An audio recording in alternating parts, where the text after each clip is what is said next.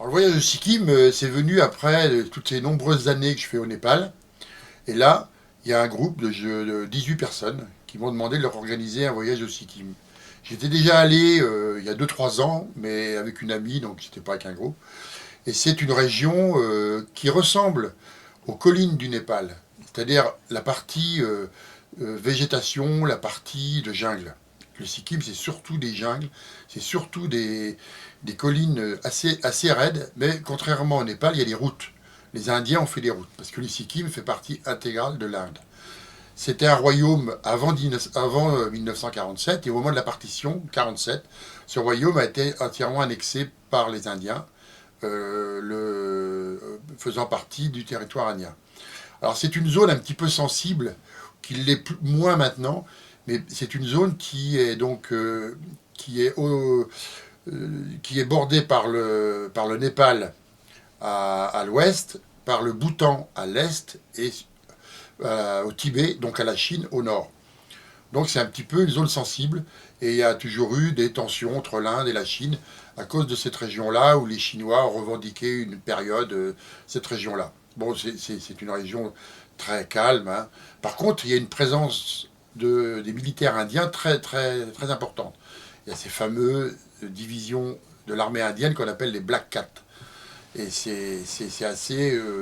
Bon, c'est moins sensible maintenant parce que la tension est quand même bien atténuée entre l'Inde et la Chine. Et surtout depuis quelques années, depuis 3 4 ans, 4 ans je crois, la frontière est enfin ouverte entre la Chine, le Tibet et l'Inde. Voilà un petit peu pour une situation politique.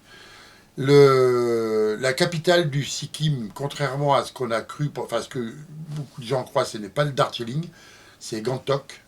Darjeeling étant encore en Inde et au sud de la frontière, enfin de la frontière, de la séparation entre le Sikkim et l'Inde. Et donc, une partie de ce voyage consiste à aller dans les monastères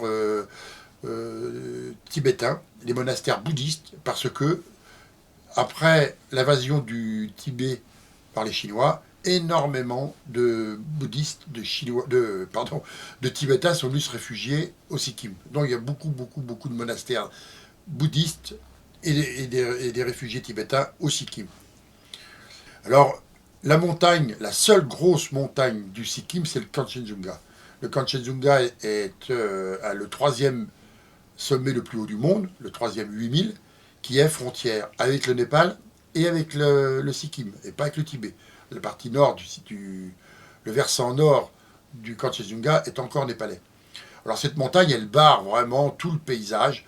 C'est une immense barre blanche, gigantesque, qui domine tout le Sikkim. On la voit de partout. Et il y a un trekking qui consiste à aller au pied, enfin au pied, on n'est pas vraiment au pied, mais à d'approcher le Kanchenjunga. Et contrairement au Népal, les Indiens ne permettent pas qu'il y ait des lodges, donc on est forcément en camping, en tente. C'est assez sauvage, c'est assez sympa. Alors pour aller au Sikkim, la première chose c'est faire un vol Paris-Delhi, donc il nous faut un visa indien avec un permis Sikkim. C'est juste un petit tampon supplémentaire. Et donc on arrive à Delhi, ensuite c'est un vol intérieur qui dure environ 1 heure et demie pour aller donc à l'aéroport qui permet de desservir le Sikkim. Cet aéroport c'est Bagdogra, qui est l'aéroport de Siliguri, qui est encore dans la plaine indienne. Siliguri étant une ville vraiment indienne dans laquelle il n'y a pas encore les montagnes, on est dans le plat. Ensuite, donc, en voiture, dans la même journée, on monte à Gangtok. Quand je dis on monte, c'est qu'on attaque les collines. Alors là, les collines du Sikkim, c'est vraiment virage sur virage, même pas une ligne droite de 1 km, c'est virage sur virage sur virage. Par contre, les routes sont assez bonnes, goudronnées, et donc on arrive à la ville la plus importante du Sikkim, qui est Gangtok. De là, on est resté 1 ou 2 jours pour visiter les monastères alentours, puis, toujours en voiture, on gagne la ville de Yuxom, et là, c'est un parcours qui prend 2 jours. Et on s'arrête toujours pour visiter ces monastères bouddhistes. Et de Yuxom, on part en trekking. C'est le départ du trekking. C'est là que nous attendent les chevaux pour porter le matériel, le staff de cuisine pour faire ce trekking. Et le trekking, on le fait en aller-retour. Donc là, on part plein nord, jusqu'au départ d'un glacier, d'un gigantesque glacier qui est au pied du Kanchenjunga. Cette barre gigantesque du Kanchenjunga est vraiment la grosse montagne du secteur. Et donc c'est en aller-retour, on revient, on fait une petite boucle dans une jungle pour venir à Yuxom. Et de Yuxom, on est reparti donc pendant 2 ou 3 jours, toujours pour visiter des sites bouddhistes et ces monastères qui sont très nombreux dans la région, et pour aller à la ville de Darjeeling.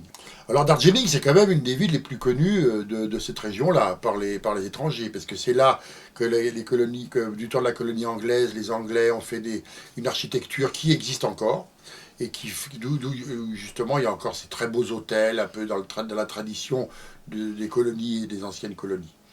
Alors Darjeeling, c'est quand même la ville du thé. C'est l'arc-là, bien connu, et il y a des champs de thé à perte de vue dans les collines, et c'est une industrie qui est quand même florissante et qui est très connue. Donc il y a du thé qui est très bon, qui est exporté dans le monde entier.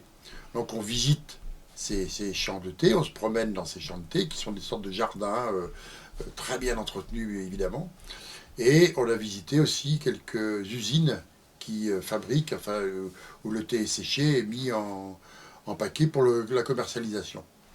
Et l'accès à Darjeeling depuis la plaine se fait également par un train légendaire.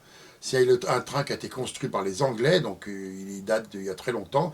C'est un train à vapeur absolument incroyable. C'est-à-dire qu'on est à la fois dans la circulation de voitures et les rails sont sur la route, passent au milieu des villes, très près des commerces, très près de la vie trépidante indienne. C'est assez étonnant quand même ce train. Il ne faut pas être pressé. C'est pour ça que nous, on l'a pris un petit peu autour de Darjeeling. On ne l'a pas pris depuis le bas parce que pour monter en train depuis Siliguri jusqu'à Darjeeling, il faut des heures et des heures et des heures, alors qu'en voiture, on met à peu près la moitié du temps.